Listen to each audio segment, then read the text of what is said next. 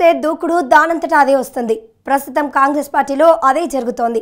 వచ్చే ఎన్నికల్లో ఎన్డీఏని అధికారంలోకి రాకుండా అడ్డుకోవడమే ఎజెండాగా పెట్టుకున్న కాంగ్రెస్ పార్టీ అంది వచ్చే ప్రతి అంశంపైన వేదికపైన బీజేపీకి వ్యతిరేకంగా పావులు కదపాలని పట్టుదలగా దూసుకుపోతుంది. ఈ క్రమంలోనే యూనిఫామ్ సివిల్ కోడ్ విషయంలో బీజేపీ ఆలోచనలకు బ్రేక్ వేసేందుకు సన్నాహాలు మొదలెట్టేసింది. సివిల్ కోడ్ విషయంలో అనుసరించాల్సిన విధానాలపై నిర్ణయాలు తీసుకునేందుకు సోనియా నేతృత్వంలో భేటీ అయిన కాంగ్రెస్ నేతలు, వ్యూహకర్తలు సుదీర్ఘంగా చర్చలు జరిపారు.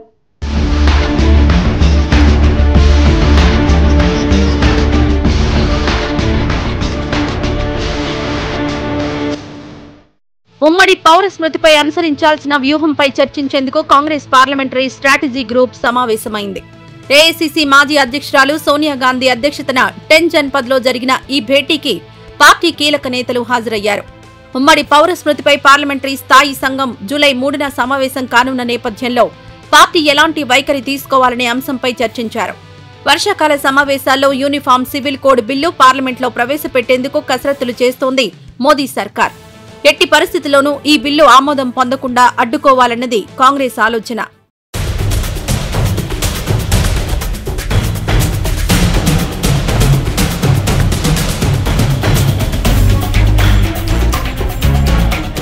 కామన్ సివిల్ కోడ్ పేరుతో బీజేపీ హిందుత్వ అజెండాను యావత్ దేశంలోని ఇతర మతాలన్నింటిపైనా రుద్దాలని చూస్తోందని కాంగ్రెస్ ఆరోపిస్తోంది. రాజ్యాంగం ప్రసాదించిన మౌలిక హక్కులను కాలరాసే అధికారం లేదని తెలిసి కూడా నరేంద్ర మోదీ నేతృత్వంలోని కేంద్ర ప్రభుత్వం మొండిగా సివిల్ కోడ్ అమలు కోసం పావులు కదుపుతోందని కాంగ్రెస్ ఆరోపిస్తోంది. ఇతర మతాలే కాదు, హిందూ మతంలోని ఆదివాసీ, గిరిజన తెగల హక్కులను కూడా ఉక్కుపాదంతో అణిచివేయడానికి రెడీ అవుతోన్న బీజేపీకి బుద్ధి చెప్పాల్సిందేనని కాంగ్రెస్ భావిస్తోంది. పార్లమెంటు దిగువ సభలో బిల్లు ఆమోదం బీజేపీకి కష్టం కాదు. ఎందుకంటే ఎన్డీఏ కూటమిలోని ఇతర పక్షాల అవసరం లేకుండానే బీజేపీకి లోక్సభలో పూర్తి మెజారిటీ ఉంది. విపక్షాలతో పాటు తటస్థంగా ఉండే పార్టీలన్నీ బిల్లును వ్యతిరేకించినా కూడా లోక్సభలో బిల్లు ఆమోదాన్ని ఎవరూ ఆపగలిగే అవకాశాలు లేవు. ఈ ధీమాయే బీజేపీని ఎన్నికల ఏడాదిలో దూకుడుగా వెళ్లేలా చేస్తోంది.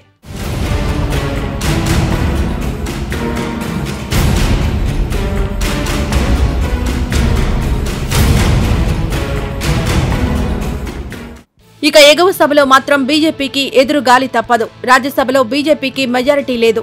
లోక్సభ తరహాలో బుల్డోజ్ చేసే పరిస్థితి ఉండదు. ఈ విషయం కమలనాథులకు తెలియంది కాదు, వాళ్లకి తెలుసు. రాజ్యసభలో బిల్లు ఆమోదం పొందకుండా విపక్షాలన్నీ ఒక్క తాటిపైకొస్తే బిల్లు ఆగిపోతుంది. అయితే బీజేపీ దానికి కూడా సిద్ధమైందంటున్నారు. బిల్లు వీగిపోయినా దాన్ని తనకు అనుకూలంగా మలుచుకోవడానికి బీజేపీ ఇప్పటికే ప్రణాళికలు సిద్ధం చేసుకుంది. విపక్షాల కారణంగా బిల్లు ఆగితే రేపు ఎన్నికల ప్రచారంలో చూశారా, విపక్షాలన్నీ కలిసి హిందువుల మనోభావాలను దెబ్బతీసేలా మైనారిటీల కొమ్ము కాస్తున్నారు అంటూ విమర్శించాలని బీజేపీ భావిస్తోందని అంటున్నారు.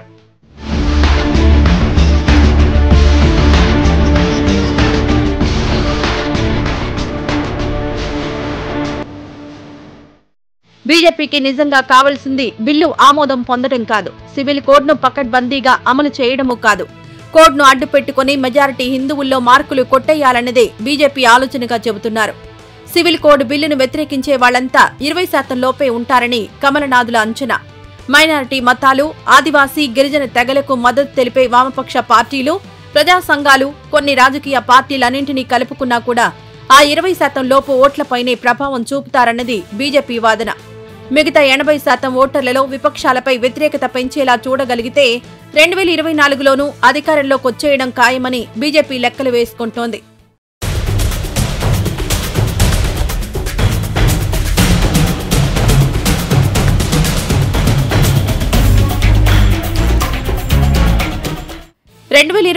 ఎన్నికల్లో కాంగ్రెస్తో కూడిన విపక్షాల కూటమికి అవకాశాలు బాగానే ఉండవచ్చని బీజేపీ వ్యూహకర్తలు కూడా అంచనా వేస్తున్నారు. పాట్నాలో విపక్షాల సమావేశం అనంతరం అది మరికాస్త బలపడినట్లు తెలుస్తోంది. కర్ణాటకలో కాంగ్రెస్ పార్టీకి ముస్లిం మైనారిటీలు గంపగుత్తగా ఓటు వేయడాన్ని బీజేపీ జీర్ణించుకోలేకపోతోంది. ఎందుకంటే బాబరీ మసీదు విధ్వంసానంతరం ముస్లింలు కాంగ్రెస్ పార్టీకి దూరమయ్యారు. ఆ తర్వాత ఏ ఎన్నికలోనూ కాంగ్రెస్కు వాళ్లు ఓటు వేయలేదు.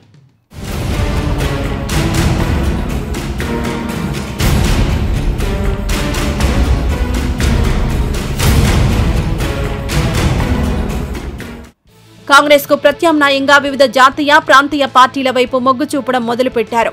బెంగాల్లో తృణమూల్ కాంగ్రెస్, మహారాష్ట్రలో ఎన్సీపీ, ఉత్తరప్రదేశ్లో సమాజ్వాదీ పార్టీ, బీహార్లో ఆర్జేడీ, తెలంగాణలో బీఆర్ఎస్, ఏపీలో వైఎస్ఆర్ కాంగ్రెస్ పార్టీ, ఒడిశాలో బిజు జనతాదళ్ పార్టీలకు ముస్లిం ఓట్ల బదలాయింపు జరిగిపోయింది. ఇంచుమించు 3.5 దశాబ్దాల తర్వాత మొదటిసారి కర్ణాటకలో ఉన్న మొత్తం 13% మంది ముస్లిం ఓటర్లలో 90%కి పైగా ఓటర్లు కాంగ్రెస్ ను ఆశీర్వదించారు.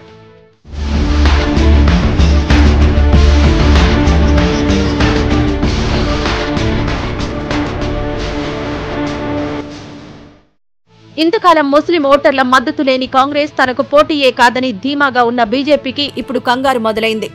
కర్ణాటక ఎన్నికల్లో ముస్లిం ఓటర్ల వైఖరి మారడం బీజేపీలో వణుకు పుట్టించింది. అందుకే హఠాత్తుగా ఇప్పుడు ఉమ్మడి పౌరస్మృతి కార్డును తెరపైకి తెచ్చింది. నిజానికి 2018లోనే ఈ ఫైలును బీజేపీ ప్రభుత్వం పక్కన పెట్టేసింది. అప్పట్లో దీనిపై అధ్యయనం చేసి ప్రజాభిప్రాయ సేకరణ చేసిన లా కమిషన్ సివిల్ కోడ్ ఇప్పుడు అవసరం లేదని, అమలు కూడా ఆచరణ యోగ్యం కాదని తేల్చి చెప్పింది. 2019 ఎన్నికల కోసం హడావుడి చేసిన బీజేపీ అధికారంలోకి వచ్చాక సివిల్ కోడ్ను అటకెక్కించింది. ఇప్పుడు మళ్లీ ఎన్నికలు దగ్గర పడుతూ ఉండడంతో పాటు ముస్లిం ఓటర్లు కాంగ్రెస్ వైపు చూడడం, కాంగ్రెస్తో విపక్షాలకు అవగాహన కుదరడంతో విపక్షాలకు జలకిచ్చేందుకే సివిల్ కోడ్ అస్త్రాన్ని తెరపైకి తెచ్చింది బీజేపీ ప్రభుత్వం.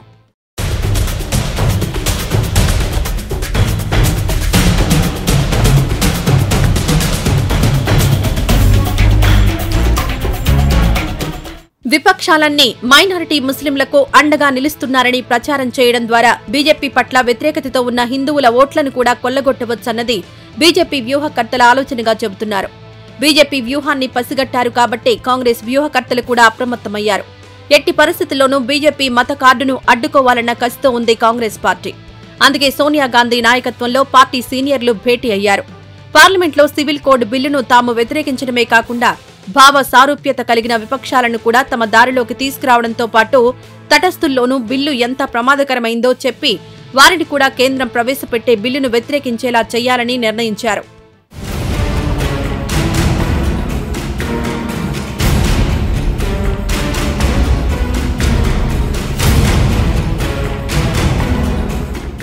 కర్ణాటకలోని ముస్లిం ఓటర్లు కాంగ్రెస్ వైపు మొగ్గు చూపడానికి కారణం కూడా కేంద్రంలోని బీజేపీ పాలనే. మైనారిటీ వర్గాలను రకరకాల ఆంక్షలతో, ఆర్ఎస్ఎస్ విధానాలతో ఇబ్బంది పెడుతున్నారని, మైనారిటీ వర్గాల్లో బీజేపీపై రోజురోజుకి వ్యతిరేకత పెరుగుతోందన్నది సామాజికవేత్తల భావన.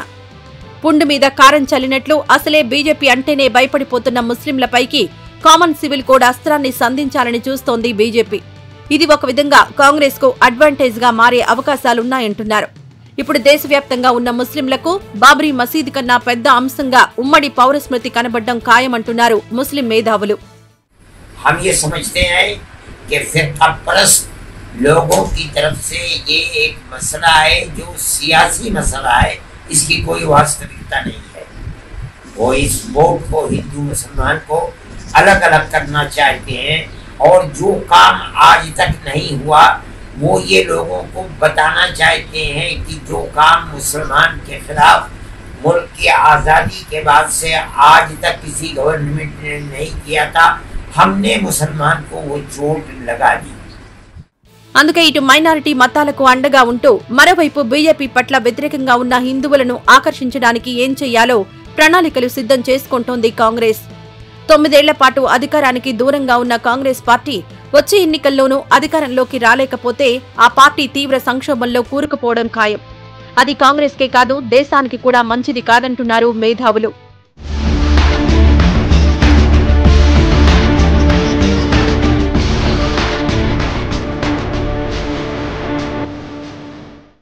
బీజేపీ మరోసారి అధికారంలోకి వస్తే ప్రజాస్వామ్యంపై మరిన్ని దాడులు జరుగుతాయని విపక్షాలు భయపడుతున్నాయి. ప్రత్యేకించి విపక్షాలు గొంతెత్తే పరిస్థితి ఉండదని ఆ పార్టీల నేతలు కంగారు పడుతున్నారు. బీజేపీ ఇంతగా భయపెట్టింది కాబట్టే చిన్న చితక విపక్షాలతో పాటు పెద్ద పెద్ద ప్రాంతీయ పార్టీలు సైతం బీజేపీని గద్దెదించాలంటే కాంగ్రెస్తో జట్టు కట్టక తప్పదని గ్రహించాయి. అందుకే పేట్రియాట్రిక్ డెమోక్రాటిక్ అలయన్స్ ఏర్పాటుకు విపక్షాలు ఒక్కతాటిపైకొచ్చాయని రాజకీయ విశ్లేషకులు అంటున్నారు. బీజేపీ అంటే ఉన్న భయమే ఇప్పుడు కాంగ్రెస్ కు శ్రీరామ రక్ష కాబోతుందంటున్నారు రాజకీయ పండితులు. అంటే బీజేపీ నమ్ముకున్న రాముడు కూడా కాంగ్రెస్ ను ఆశీర్వదించేలా ఉన్నాడని వారు సెటైర్లు వేస్తున్నారు.